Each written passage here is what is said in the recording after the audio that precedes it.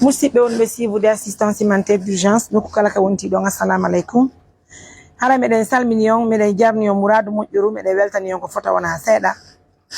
Haray noon on accana elan hakke musidɓe comme vous le constatez ko hunde tawata no wonani en mapude moƴƴa no wonani en urgent moƴƴa woni ko heɓuɗen ɗo musidɓe. Haray noon nden hunde ko on ɗum kadi kon taw on accana men hakke. Je vous apprends que nous sommes à l'hôpital régional de Mamou. Haray ka kalaptal meɗen Mamou wonde musidɓe. Haray noon ko andi gollon o direct wonde wadde ɗo ni ko hollugollon meɗen wondi o nene bobo haray iwɗo ka meɗen labbe. Haray on tini o yiwno ka meɗen labbe hanki o ari ka meɗen. Haray no andirɗo noon musidɓe yewtudude e makko o holli en mapude makko nden o holli en faale makko. Haray noon yiɗon andi taw kadi adi kon taw sariya taw golle men ɗen arɗo ka meɗen mo en wadde e makko émission hollen partenaire ɓen ko fewni kon par ce que ko partenaire ɓe woni e wallitade nder golleji ɗi woni e wadde de. Haray ko noon woniri musidɓe si on suivre de lan Feno Saydo. C'est vrai que haray partenaire ɓe amen go final Feno Saydo parce que ko 11h24 niɗe kono que cela n'empêche pas ko urgence heɓuɗen. Donc nous sommes obligés d'animer l'émission maintenant.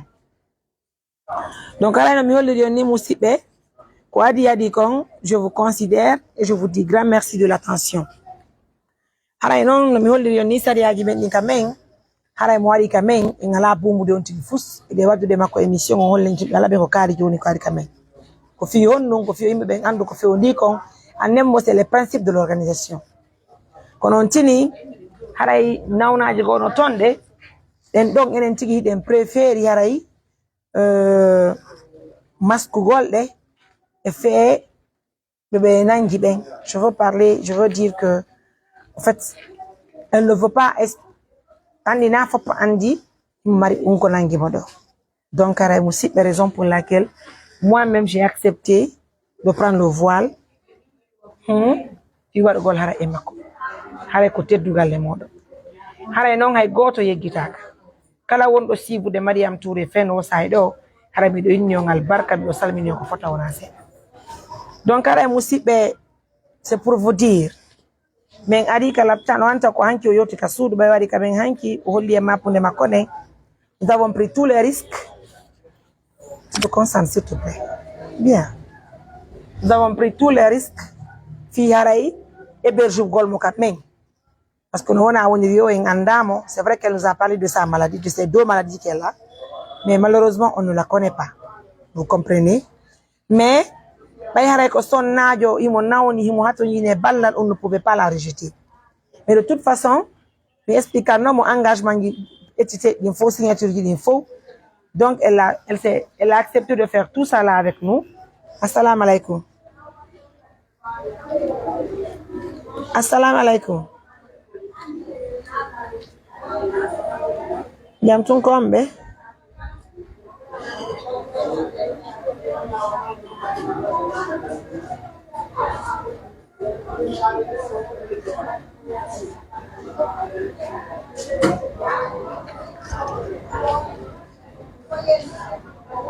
Me ardi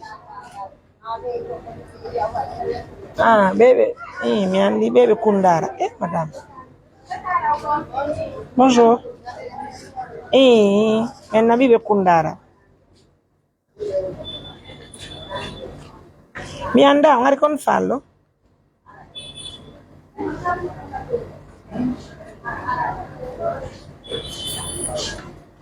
so walti ke be mojo bere ne yottinendu langa inchallah représentant amen on labe wayade ha yottinu langa la après wara sabu yoton no inchallah kono way men anda on dettugol numéro mabbe on jonnon je comprends pas les choses.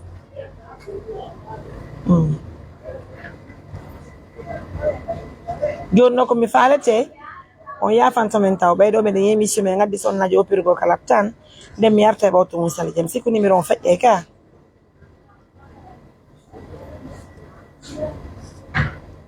voilà joni on darano noddiro lanka whatsapp mi ya whatsapp mo on nani Amérique ɓe yettama barke on jarama.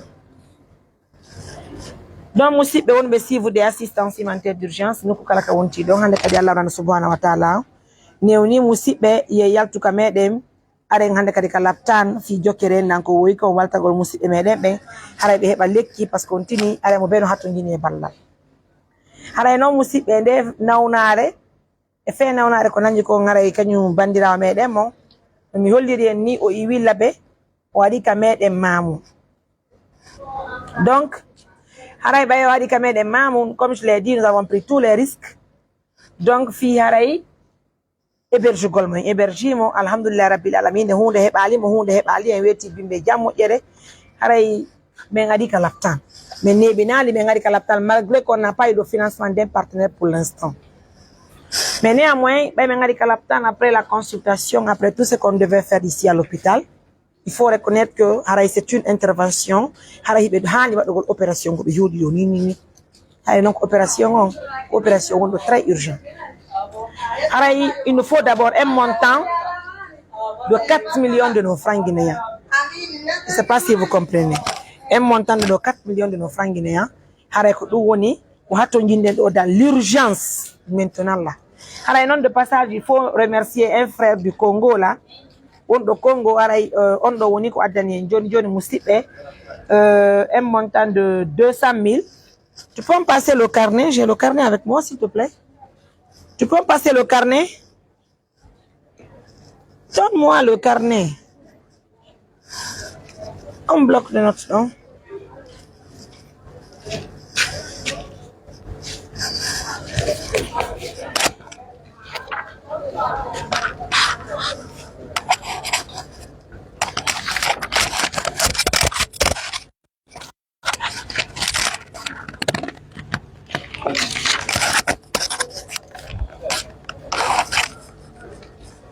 Vous allez beaucoup m'excuser, hein.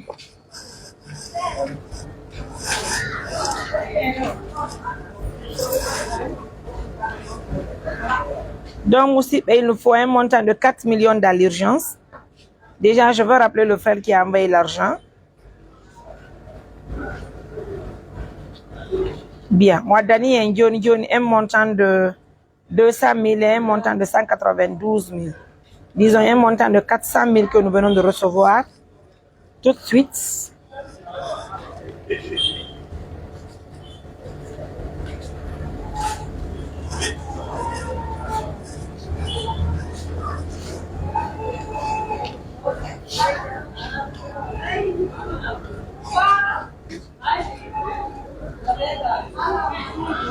Un montant de 400 000 obtenu tout à l'heure. Alors, nous manquons 3 600 000. Donc, c'est petit à petit, ensemble, on anime ce direct.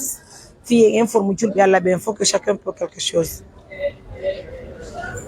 Chacun peut quelque chose pour sauver la vie de cette dame. Donc, un montant déjà de 400 000 obtenu tout à l'heure.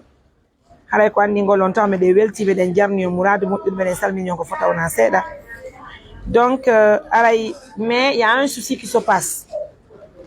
Souci on tini partenaire maintenant la quoi il a dit comme wali to dans l'urgence del 4 millions on y a un montant de 400 000 il non Congo di Johnny Moussipe kon fallo madame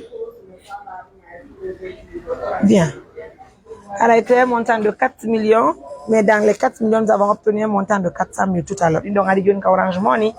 Une seule personne peut prendre en charge la dame là pour sauver sa vie aussi. Parce que l'opération doit se faire dans l'urgence. Sinon, il y a une complication de l'urtaï, elle vient de l'abbé. Mais recevons, nous avons fait notre effort pour satisfaire la dame. Parce qu'elle est venue chez nous hier. Et aujourd'hui, on pouvait dire vraiment rentre à l'abbé, après on va s'en occuper de ton cas. Mais très tôt le matin, on s'est dirigé à l'hôpital. Et maintenant, où j'anime ce direct, nous sommes à l'hôpital régional de Mamoun.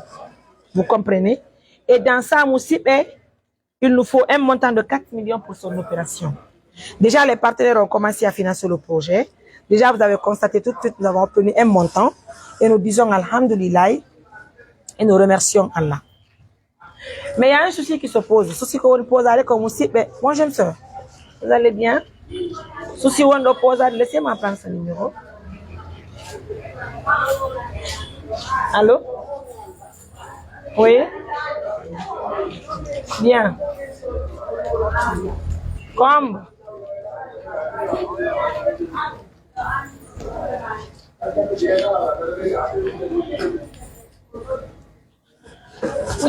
Donc vous comme vous le constatez gila hanki no do nene bobo mini madame on ari ka sudan ko jombade mini jonne la numéro be modi mon o mi yoti de mabbe mi anda où est le problème mi anda ko honto tudi do fiuti beni lan a tikitigi on ko be falete haray yo mi accu do yodugol mo be mini no ministre bi yodale modi mon hande mi yodde modi mon jango c'est pas si vous comprenez parce que fi non il faut forcément que men échange ba yidon jomba e modi mon min anda d'où vient le problème mi wawata wallugo sonnajo jombado hara mi yabodira e bingol makko ni hara mo anami benen tigi wonbe wallude be on tini willa joni min accu am bimbi hande le o yi musibbe bimbi weti be ngadi kala laptan ko hana do opérer.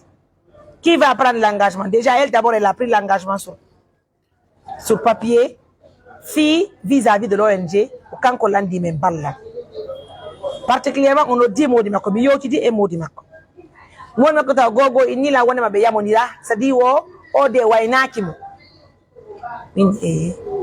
min yo waynaki on himo arre dabbe le kyoni min dimme ngel hido ngandi ono nawni oni ya o inni mo de mo nawni ko bay mi lantuke mo deuxième à troisième fois oni mo andi mo nawni ko me yoti ko mo di irtanade ensuite musibe min ni joni go taw hidon doa argol onon tigi mamo parce que si tay woni be mo nyawnde te ko ma aro wonon takko be ngom mi inni di be honno min yabe si min ti partenaire be woni walli tike ben fi njoddi ndin ko yobete ko parce que be landi ke 4 millions ko yobete ko dans l'urgence donc be landi dum do haray ko teddugal le modon be ngom nginama ko opération o doa wadde min ni hidon newni yo opéré goddo go wotta ko mabbe do mi nani ko don haali ko min be on inni wo oye inne on newna gorko natti jabila o gouvernement ngone wonata ko be ngo gouvernement ngamen jogiti ko be ngo goddo men jogiti kono woni modi makko donc si tay woni e famodiraale be ngo mon mais wawata opérer gol be ngo parce que on a mais wonu en risque on aime bien aider mais c'est-à-dire les gens nous fatiguent maintenant il faut qu'on soit clair si vous voyez on n'a même pas un temps de repos la fatigue elle est générale on se focalise pour assister les uns et les autres mais je crois que les gens exagèrent maintenant. On ne peut pas prendre une femme qui est en train de souffrir. Avec les partenaires, on se demeure pour son traitement. Et si son mari ne veut vraiment pas accompagner, je pense qu'on ne peut pas l'assister. Il faut qu'on soit clair. Non, on a rien qu'on a, on a. Ko modi makko do andude nawnare ko nawni kontiti menen so dogi menen ko bay ko mi debbo ko debbo o dogi wari ka men addima ko lapta men wari beru ko men waawi ko partenaire jogoto financial ko beru buuri ko be mari kan ko dum en addire mo kala tan joni non be ni me yoba un montant de 4 millions joni me de wadde émission fi partenaire be walli to men heba din do buudi s'il te plaît occupe-toi de ça sinon ça va faire les choses donc ara musibe men ala contact de parent joma ko hay e goto menen ko me way ko me wadi ko modi makko men haali noddugo parce que on don tunno yoni ko no kayana men problème c'est men nadi be makko ka bloc men yamuniral si kanko wandali nawnade be makko de ko menen do an ko nawnade be makko de musibe ça va être compliqué quand même ça va être compliqué donc maintenant nous avons fait ce que nous pouvons faire déjà comme je l'ai si bien dit nous avons commencé à recevoir l'argent un montant de 400 000 déjà c'est venu parce que tout à l'heure 200 000 à 1 million 80 192 000 disons un montant de 400 000 et donc nous avons déjà noté. Donc ça va nous rester un montant de 3 600 000.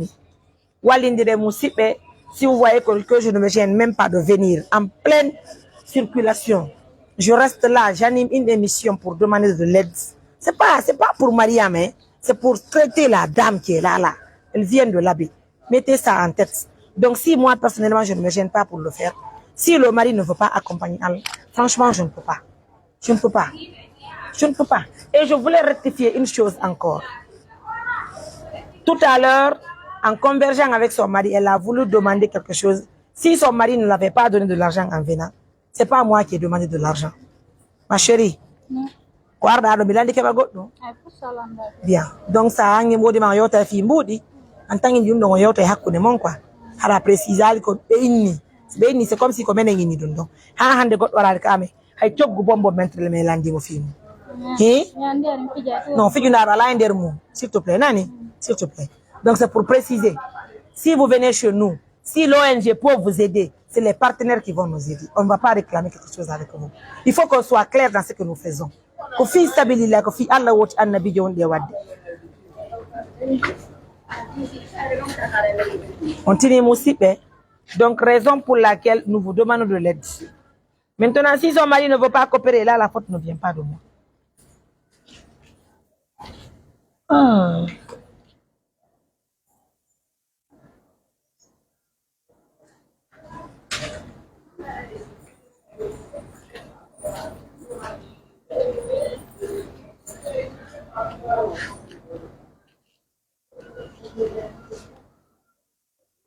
Salah.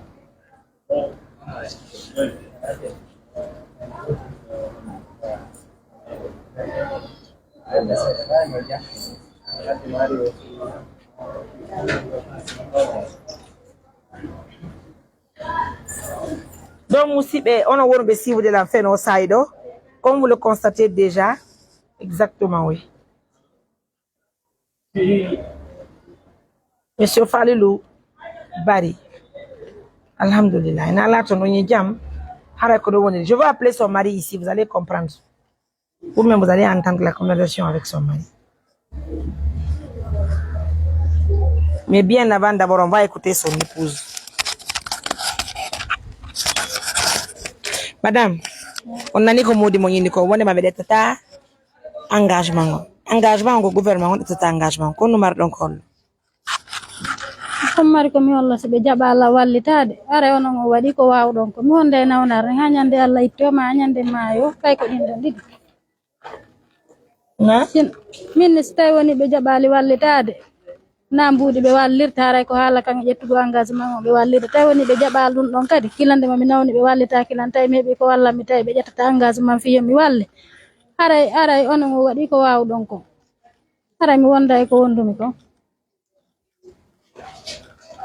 Onu ma ɗon toro ɗon julɓe ɓe mari komi toro julɓe ɓen koye ɓe wallitola mi seedira nde nawnare nde mi wondi e mum kono ay mene wadde ɓeɗo koɓe way ko julɓe Allah ɓen kano wallitade ko modima woni jaɓali joni mene waynade goloñe blokkare men yamodirale modi mo ka gonu watten bañi ɗum ɗo kono watten bañi ɗum ɗo joni so ɓe jaɓali ɓaare on suusa wadde e ɓaawa maɓɓe hare ɗe wadde ko Allah lan ɗon newni o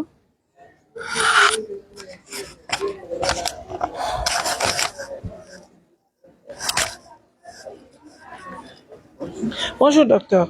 Fais un numéro en Godiro.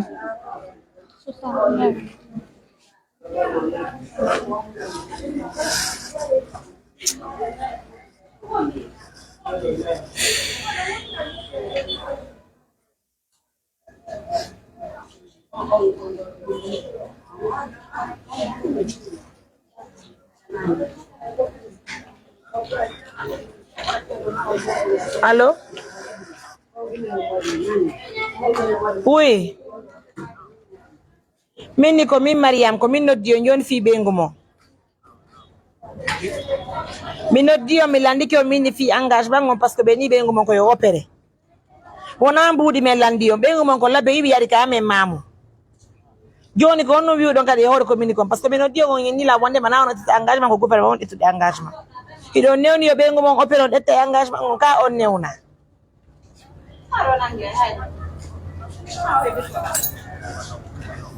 na ɗum ɗon on ƴettay engagement on hiɗon newni ka on newna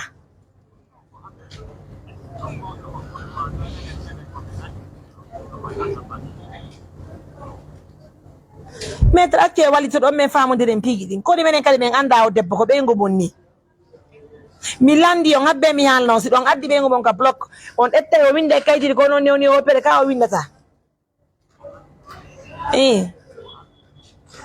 ko mo no inni wona Allah jogiti foppi de ngani ko Allah jogiti joni o wawa on newnana men opéré ko ka on newnata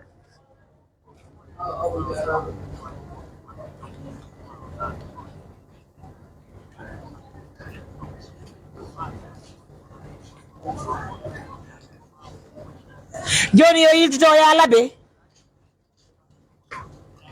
maître akkirane men ni jonno yo me yamen embarka mo hota labe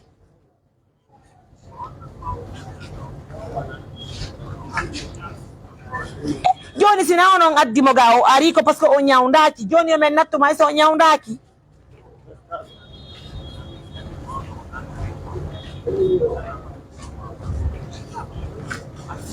ko e abbelanto mi ala be wombe la inde o labana no be ko be wombe no awa jonne ben do mi mari ko mi hala ben do jonne be telefono on jaram on acca yakkede mi noddi ben do men e yowtude mi noddiralbe gere mi noddiralbe sonko ko fi Allah mi woti annabi jomi hay numéro mabbe ay mi yanda ko be mabbe jonni mi numéro mabbe joni sibe de yoddi onon gido waltade be no be haalu dum do est ce que dum ko moƴƴino o watta fiye moƴƴu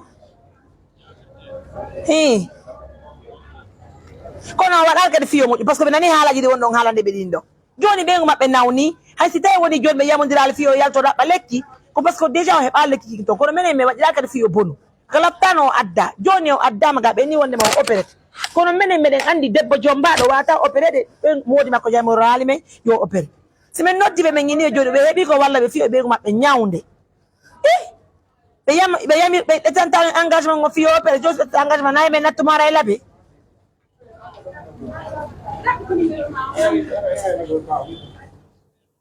habbe ko hombo inde ɓena ɓo mbuuɗi min ñinni ɗum tu vois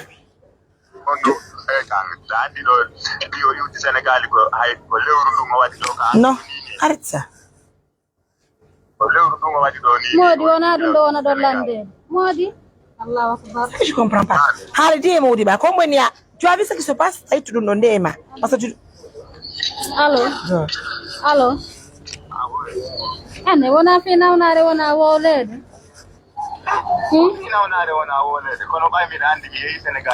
minni ko min innuma e addu wuuɗi goɗɗo inna goɗɗo inna mais c'est pas possible avec les gens là goɗɗo inna goɗɗo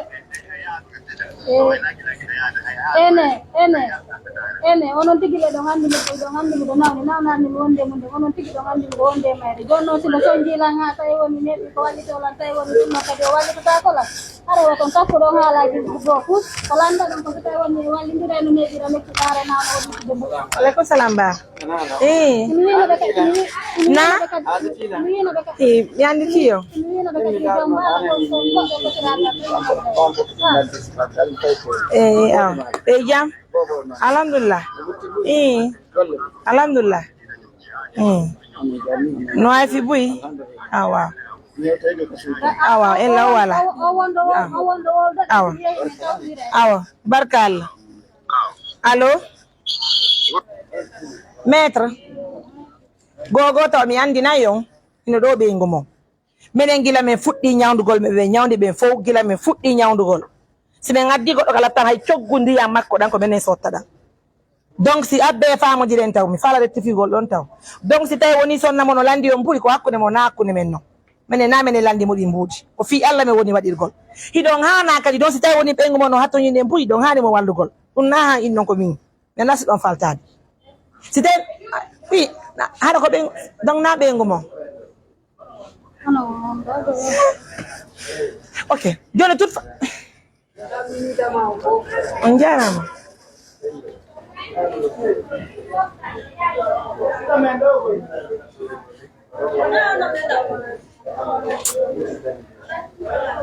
ye subhanallah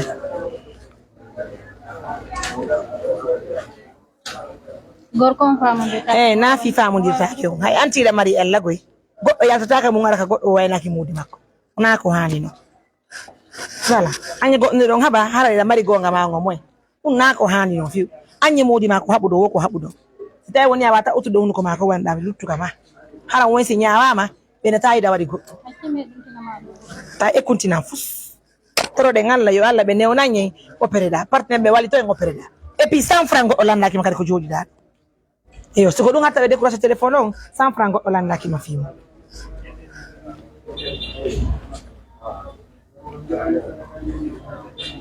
donc vraiment fatigué avec ça je jure sur l'honneur wallahi billahi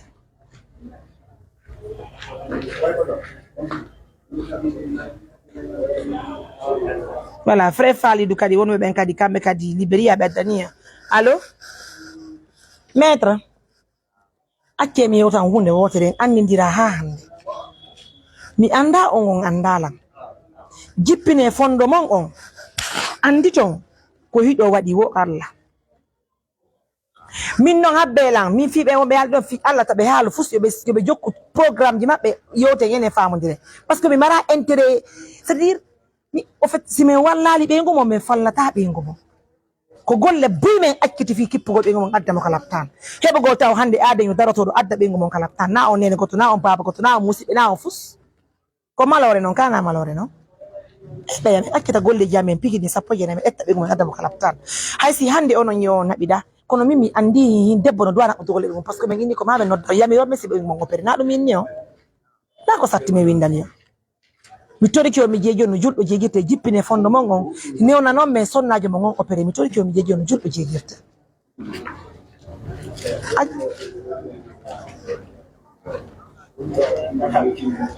ene o wawa ottugol otto aro mamunga o wawata men inni on ay 100 francs on ittata na budi woddo ngabde ittugol nana nelan ko mi yewti on kon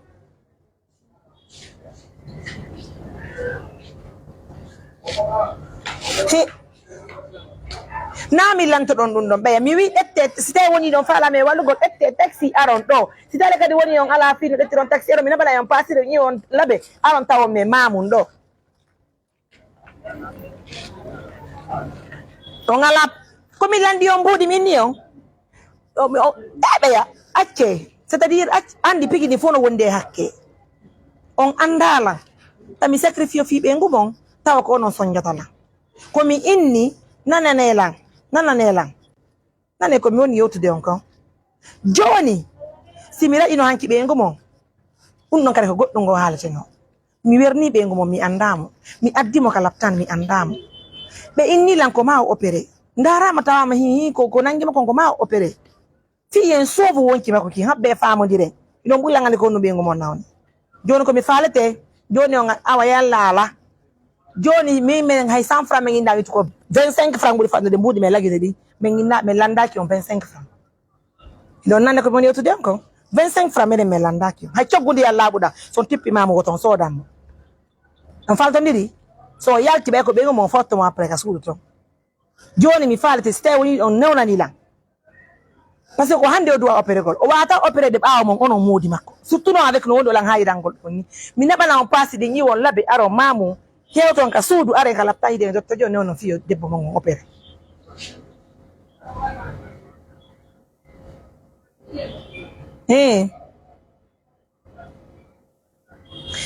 bandiraɓe makko ɓe newnantala mi wala hay bandiraɓe makko ɓe nonanila min miɗo andi ko wiya saria lan andi ko woni saria ɗum andi ko ɗum woni saria miɗo jomba habbe lan yentela miɗo jomba la wondi e modiyam la madi ban min ko worɓe jeego mi yitila langani ko woni bandira ngani ko woni dewgal jombaado ko modi makko wata ettude fi makko yo Allah dandu wande so goddo wadi be makko na woni kade yeso kana woni ko to yeso awa ko don haali jonnugol me wona bandira e makko ko si tay woni o seedi no few o alaka mo o wadi no habbere gol hoore makko mi yaka bandira e makko ko do bayi mo jomba ko on non newnanta me so non nalbe ngoperetaki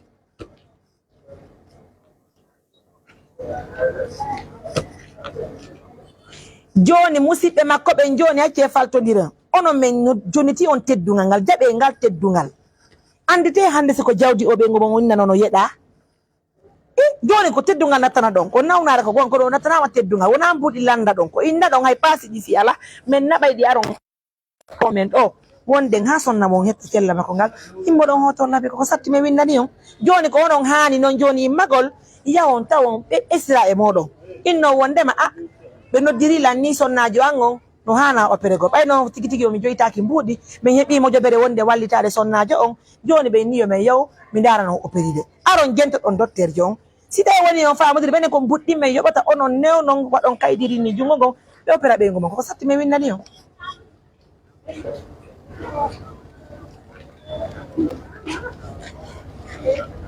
beya o wawata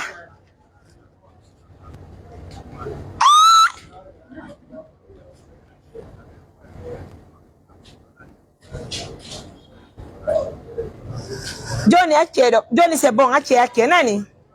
C'est bon. Je pense qu'on va pas faire le forcing. Madame, Jules Berla, bien, si ma démission, mais on Jules Berla, bien faux. Mais wadi comme wako. Si alla rondi ma hunde arondo to ala ferim. Ko alla ronduma. Bayno ngala tawi ngari kala tanga me wadi bir ko me wako. Toute sincérité. D'accord? Je sais pas si la femme de. Modi ma inni wo arata o newnata wo akila tangi ni fop labe ari ga wo ala dem dal yaltu yo kan ko na responsable. Ko no me wawi? Ala ko me wawi. Sister oui? Na? Oui.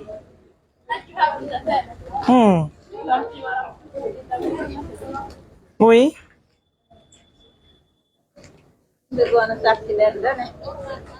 Gorkon à partir du moment ko ɗuma ko gurda wona sauvé ɗum ɗo hande kadi a wawata ɓannindirde e saria dewgal par ce que dewgal makko ngal e gurdam makko ɗam wonɗum ɓuuri moƴƴude. Non, si ta femme, Andy, il faut comprendre les choses.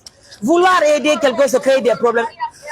Bientôt ton s'il te plaît. Ako wonɗa wadde ko fi Allah ene laaɓi wallitagol yimɓe tamɓuɓe ke yimɓe nawɗuɓe o debbo a watamo accitude hoota par ce que gorko o ala jaɓude famodiron ɗum no yurmi ko gurdam goɗɗo ni ko wontin goɗɗo ni yimɓeɓe yo accu o piiji maɓɓe bone an mi yeeya je suis tellement fâché ƴettu debbo on fi Allah ɗaɓɓa goɗɗo non ka leydi islamique par ce que déjà si ayni wakkotiran makko ɓe wawata siwde miɗo hooli ɓe wawi siwde ndaari si ɓe seeñi mariage si ɓe seeñama ɓe wawi siwde par ce que goɗɗo ngol liyo faala kam nanta ko gonɗo Sista Kadi, no laɓamma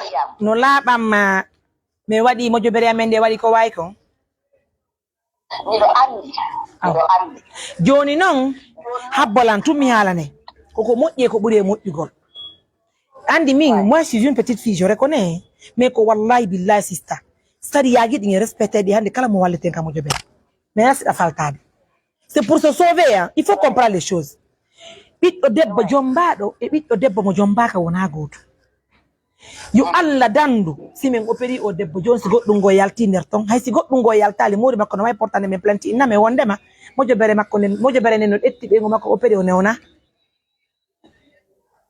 hi hay siko kadi gendarmerie maga chef de quartier o maga ligue islamique o yewna wulitiɗa par ce que ɗum ɗo ko devant le monde entier joni mariam min kadi no mari question komi posate sa ari ka atal a tawi goɗɗo no yaɗi on tigi no faɗɗa imo yere maygol koni ina jogiti bidor wotro ndiyam a nodda e biro makko ma ɓen makko ma hooli makko ma ɓeengo makko landagol on tigi sa hokkoray mo ndiyam ɗan ka hokkoray mo ndiyam ɗan sowamo hakkuɗa ko arata ko différence no woodi honto différence o woodi akbolan sister andi il faut comprendre les choses sister andi ce que toi tu n'as pas il faut comprendre no seedi ko en fait tawa joni goɗɗo ka laawol ɗo hara on tigi no e daade mayde tawamo ka laawol laayiɗa wawi immagol na'amo ka laftan sovamo kono e hoore ko sovotamo kon haysi yani fi opération ka bloc opératoire il faut l'accord des membres de sa famille hiɗe wawi ƴettugol engagement menen ONG o hara men retrouval fay makko few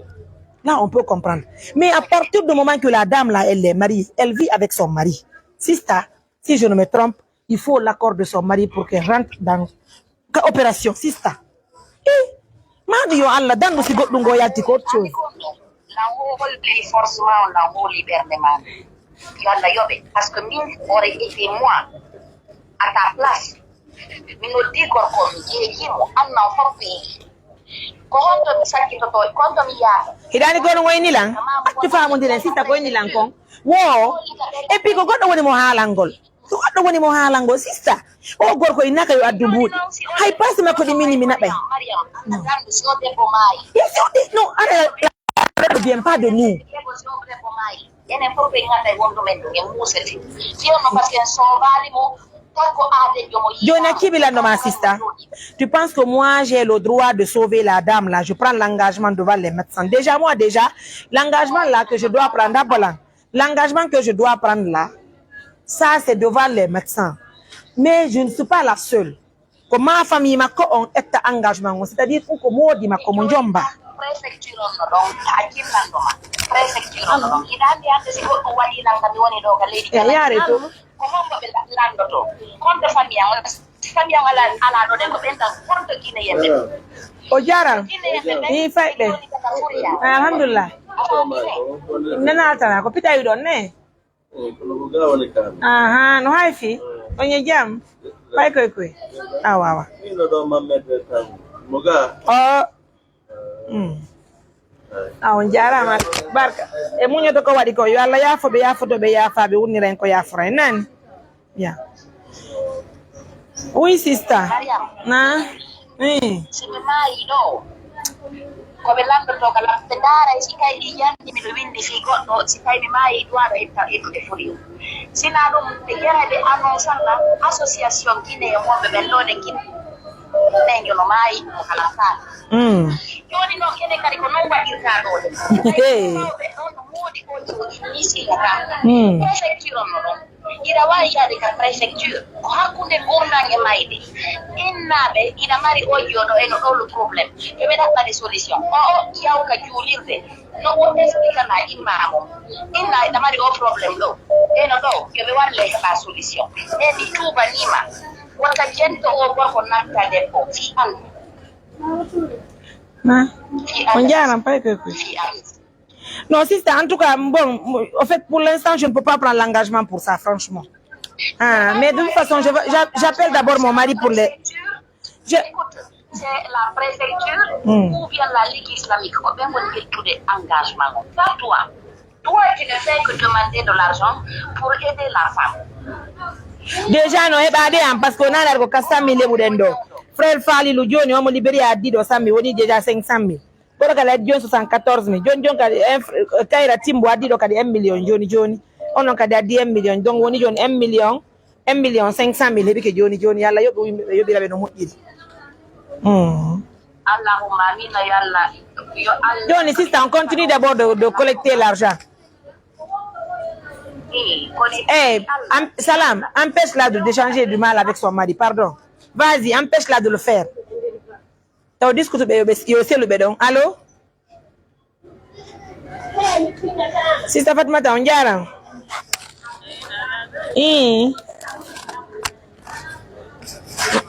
Na? On a 4 millions de périté. Il y a 1 million 500 000. Quand c'est même bien valide que même une opération en bout d'intime voilà donc de toute façon Mendara est là aussi va impliquer qui a déjà le montagne au complet parce que l'opération c'est un cas qui est très urgent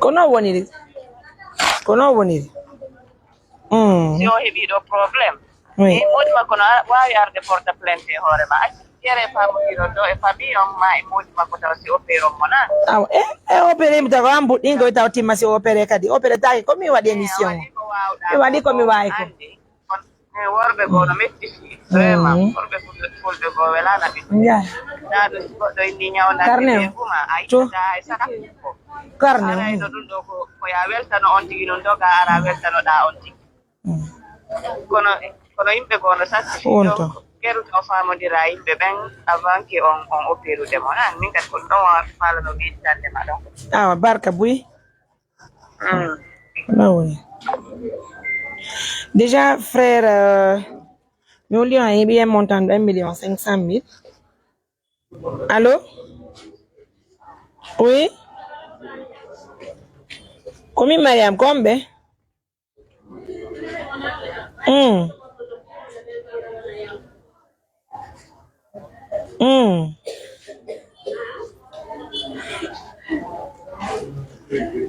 quand nous attendons Aki donc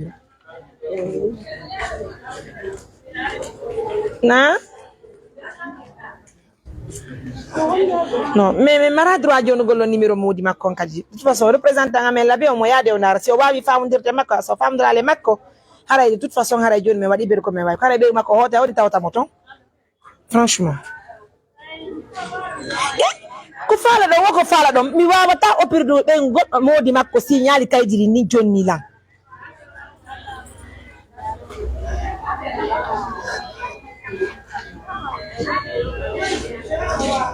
oui madame on jara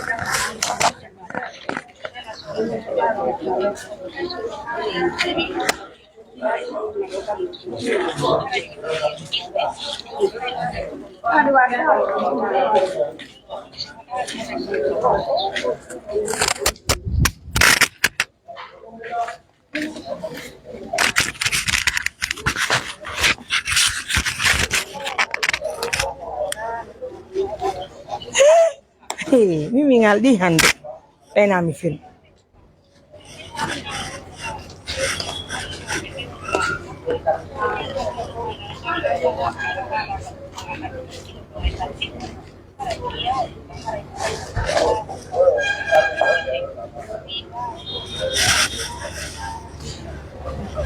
ara julbe be yo wali to tim basen hebido 1,5 million no manka de c'est montant de 4 millions qui est demandé en hebido 1,5 million to no be mon ko walli o amen amen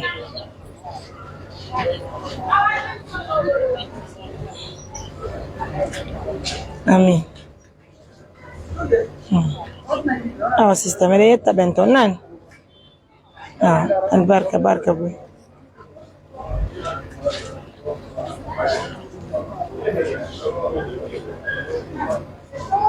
vous allez beaucoup m'excuser parce que pigi dindi wela fi musibe hale no yirdon non il faut forcément que aray oui on jarama na la ton pay koy on y jam tante on jara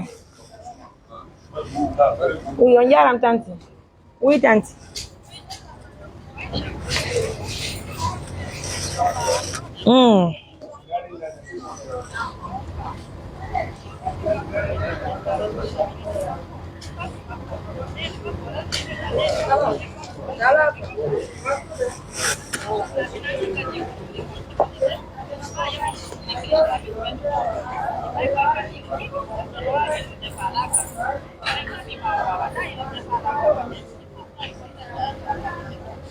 explica ko feƴƴi kon fof puɗen ko no modi makko wuli ɗen fami makon goɗɗo délégation laɓe to ɓe ara ɓe ɗuma ɓe signa kaydiji ɗin c'est tout j'ai pas to retenir longtemps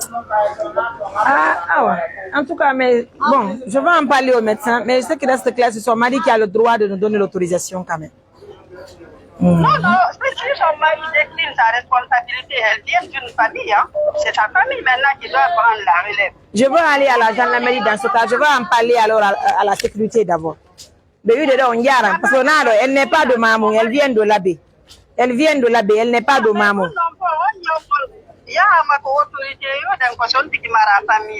Kono Milan de ta autorité au Milan do. Si Milan ke bebe ni la famille makono wa wa go dum don y a pas de problème. Comment tu me sécurises ta ONG angon ye membre be même parce que si problème yani joni c'est nous les premières victimes ici. Tu sais de quoi je parle madame.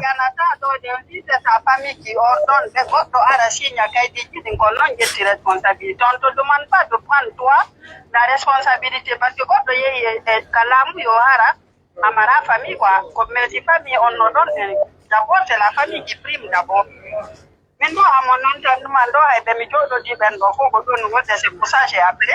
Parce que min do joni do jomba modi an duma fala ka wadande lango dum ko fami an wonta bay ko fami an won jetti ko lango ko tawa dum no gareji de aw problème ala tanti joni albarka nani yo ala yobo on to fo wallindire fi opération ma continue yandi nani albarka to.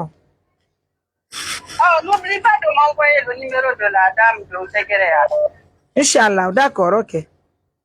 Merci, madame. Albarka mon yo ala yobo yo birano mo iri kono wonire musibe on be si vous des assistance humanitaire d'urgence no ko kala ka wonti don le seul numéro qu'il faut appeler pour nous assister c'est le 629 88 43 94. Akia ke musibe limi be no de la mi ala wa de rappeler le numéro jidi. Donc oui, j'ai continué le live, c'est juste une manière de hollu gollo pigi di welafi. Haray ka dewle men hande ya tout problème mais lantangi ni ko wa indir do fi no wawe walindir gol haramo be mede he bali hakke ko. Assalamu alaikum. In pay ko fight ben.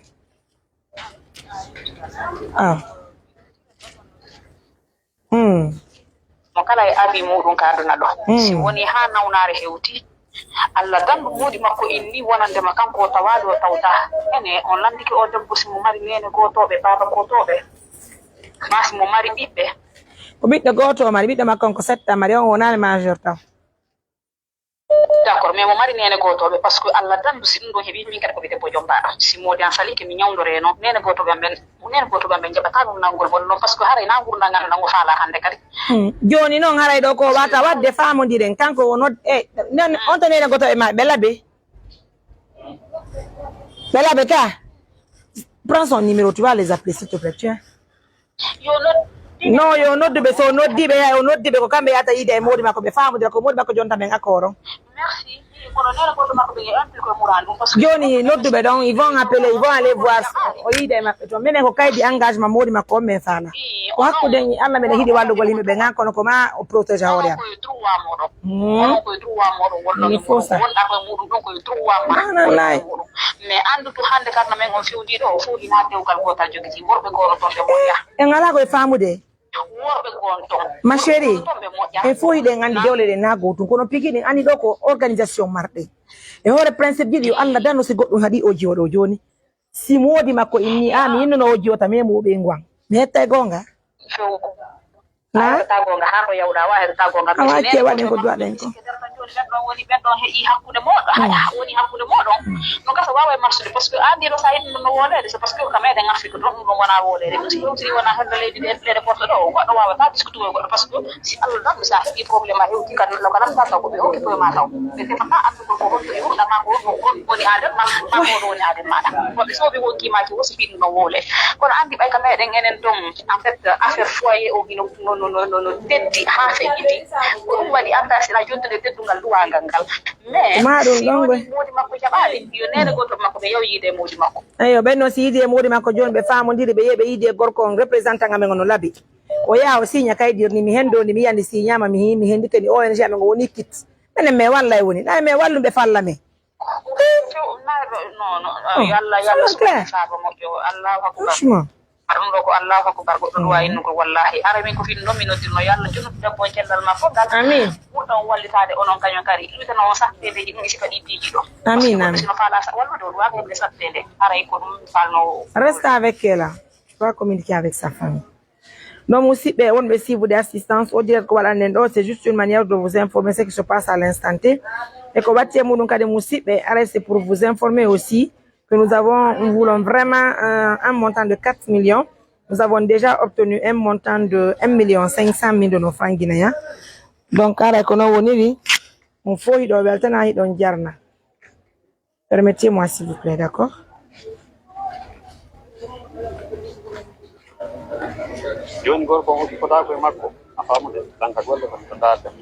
Donc, mi tortomani jeeja oya debbo arano yewtumaɗa ko ma yawn ka préfecture maɗum o yaron ka laamu mum est ce que a famude ɗo dal yewtiri on gam ɓe moƴƴina kaydi hankade ka hay gorko wullitoyi ala ka wullito par ce que kaka hoore yimɓe ma ñawnɗa debbo baraji wonam est ce que a famu a suuɗiɗo ba gandi état makko ko honno fewdo ok sistajo men kadi ɗo addani en joni un montant de 200 000 donc excusez-moi hein, c'est pas facile.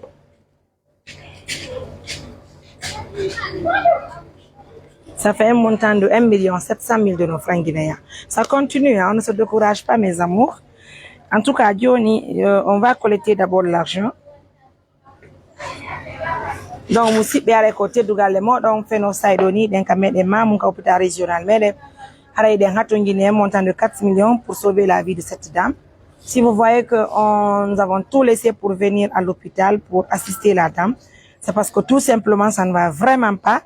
Haray pigi dindi wela fi musidɓe donc mo be meɗen no wawi waltagol o sonnajo embere feere ko mari kon siko mo 500 000 siko mo 100 000 siko mo 200 000 embere no feere nde yajiri wo musidɓe waltoɗe mi haray ɗo en tout cas on dit frère père de Timbola Albarka, nous avons obtenu les 1 million, donc ça fait 1 700 000 de nos francs guinéens.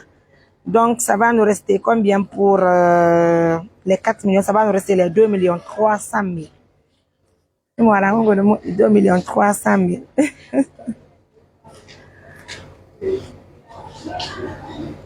000. On va pas prendre le risque. Nous aimons bien assister la dame, mais ne pas la voir le moment. Kono. Salamé, mon téléphone, je vais appeler mon mari, il va aller chercher les enfants, envoie mon téléphone.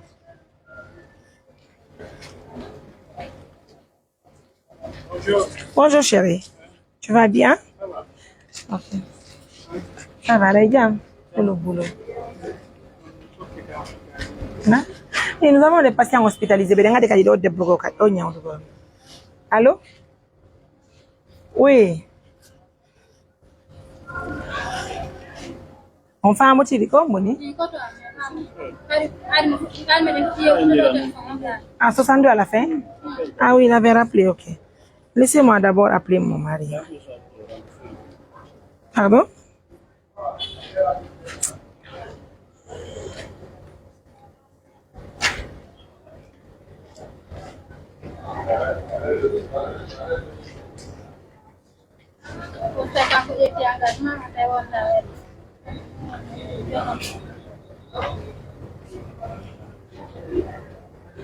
Halo, ko telephone on dana. Mini ko telephone on dana, de no bedo. Abo mi notta bedo. Oya bo do no de to de bo no.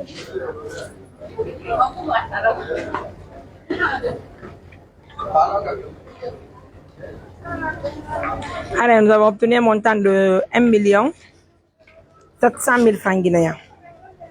Je vais appeler une autre Kotoma. Je vais le rappeler. Oui, nous n'avons pas mon message, mais il émission.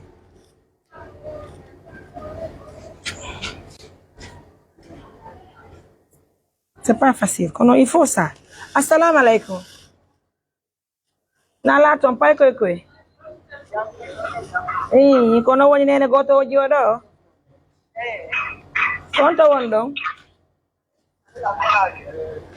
O ngala nene goto wombe labe. Awa noddane men bento menen ko minyammo ngadi ka menga. Holli men no fala men walito mo fi gede lekki fi nawnare ko mari ko. Ara non mojo bere amen kadi wakili beru ko mari ko ngantuka men ngadi mo kalaptan ko do bay men ngadiga. Be holli wonne may mo hana opere gol. Donc haray non me yewtidi e modi makko kono tikiti jombe newnanali me ma ça va newnanali men donc haray ko bawto dum do men noddi on joni bay be newnali fewbe ni be wata itugol engagement ngom ay sonnajo mo hana opere gol menele ko me wawi wallugol mo me wata itugol engagement yo opere mo jomba haray joni meden joni on ko gongol e ha jon fo ko ande non go do opere ko parce que c'est un cas qui est urgent. Ni me de wadde émission fi ndar go sita woni julbe walla me men timmina buddi men opération la jon ko me wata opérer de modi makko ne onanali me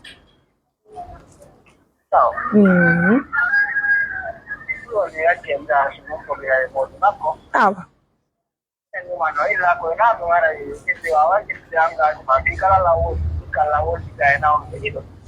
engagement ngo wona mbudi engagement na mbudi ko kaydiri ni ko kaydiri ni ko newna men fi yo opéré kono problème on en tout cas yowtide e makko ton on yowtide kadi e makko mi fala joni e yo représentant amengon yo yawka modi makko woni don hala représentant amengon jotto don noddo modi makko yowto hara me nganda on hewti na son fatike na men ko putundo joni après on no detton engagement hara modi makko yowti daka parce que problème on do ngande on do ni joso na bay be ngomo mi nyamon kala tan ko ma bay mo jomba ko ma yamondiro ni modi makko ka kana no ngani aw ko sari agiri on den jokkude na sattingol pigi din Allah ko sede awa joni nodde mawdi makko ɗo mari numéro maɓɓe on ka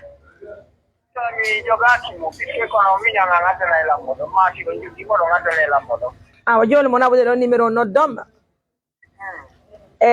mi sikko haaɓi dale mawdi makko ɓe seedaɓe wondi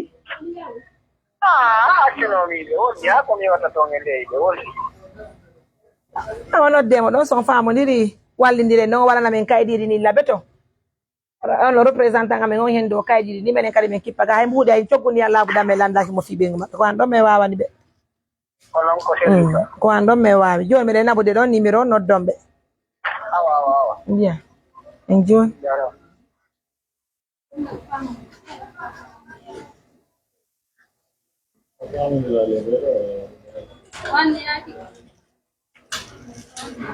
ɗanɗo no modi ma an yaki si yaruɗa ka eyo joni minen kadi kala mo min walata kala ɗanɗo si Allah jaɓi min waɗa e principe ji ɗi hara o moy si haala yaltuye ay yimɓe ɓen ko haala waari ɓe yata réalité en kono haala ka yimɓe wawi few oui qu'est-ce que tu fais tu vas aller rencontrer le monsieur là dans l'urgence il n'a pas voulu few il dit niet il faut que tu ailles parce que c'est dans l'urgence en fait la femme elle souffre beaucoup Jono oko dombi dandi dombi c'est pas loin de chez toi ok tu l'appelles maintenant tu vas à Dombi ah oui non il faut que tu ailles maintenant là c'était woni o jaɓi o waɗani en engagement on o wawi arde men yinni ay pasidi ɓen laɓalemo nando wawan mo joni si o jaɓi awa so o jaɓal wo koto ɓeygu makko no noddude mo joni si de woni hara ko tawde ma ɗon koto ɓoye makko nodimo nana ko ɓe yotta kon parce qu'il faut prendre toutes les mesures avant de faire quelque chose avec la dame là grand tu pars maintenant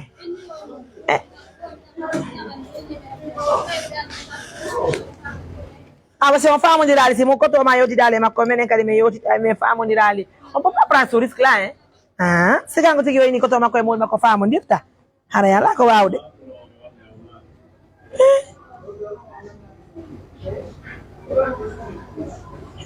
andi ɗo kanna ɗo ɗen tori yalla yo Allah hokkore en ɓe modiɓe ɓe Allah waɗi barke mum ara ko walla e ɓen ay si ɓe ala goɗɗum hara ɓe kippie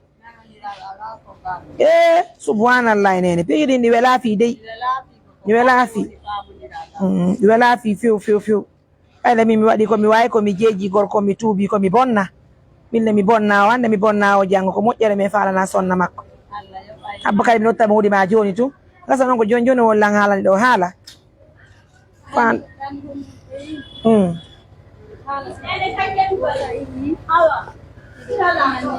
haala honɗum na ɗum wa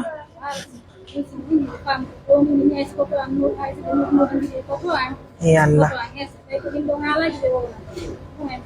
dari yalla epaɓe yersimane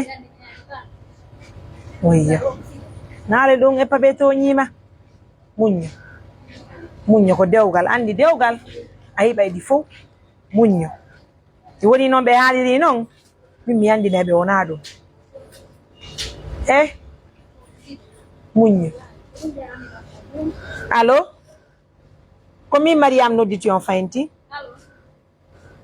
awa acce mi yewta on haala ka haala ko haala ɗon ɓeygu mo mi ɗetta e jungo ango mi wondira ko tagu ɗon mi woni ko Allah moni haalande on toñirimo fi Allah woti annabi acce ɗum ɗon na inne awa acce ɗum ɗon nani ɗon humpa andude ko nawni ko ɓeygu mon nawni ette oto aro mi turiki o mi jeeji on no julɗo jeejirte accite kala ko jokkuɗo waɗon sabu ɓiɗɗo debbo mo anda on ha hande noddiri on fi Allah wo mi ɗetti jungo ango mi tuubi mi nangi koɗɗen ka leydi mi jeeji on are on nisata waɗe fi nulaɗo hakko Mamadou waɗe sabu Allah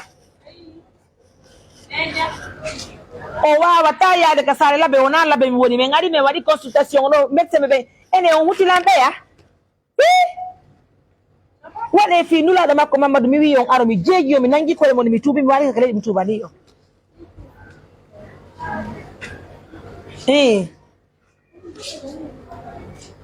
ɗum ɗon ko goho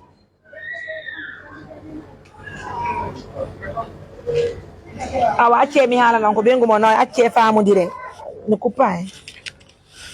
En fait engo mon ko honɗum nawni kaka jibingol o heɓi ella kaka hakkude koyɗe makko woni ko barmi est ce que ɗon faltade o nawna sida o nawna tuberculose hunde ko nangima ko yondiri ko ɗum ala mi wondrañe boboɓe aɓɓe ko awra makko on ton mari ella fi ko opéri kon ɓay gonno fi ko jibini kon pardon on tini ko ɗum noɓe woni yitindinde mais nasi ɗon famude goy kiɗon nande son accal yande goɗo hersa sonnajo mo mi tanani on ɗum wallahi mi wat ono ngande on sidano opéré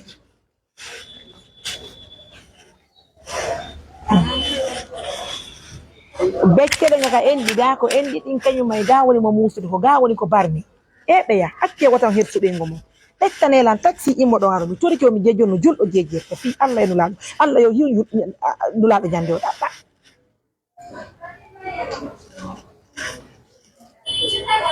ɗon arde mi naɓu paasi ɗin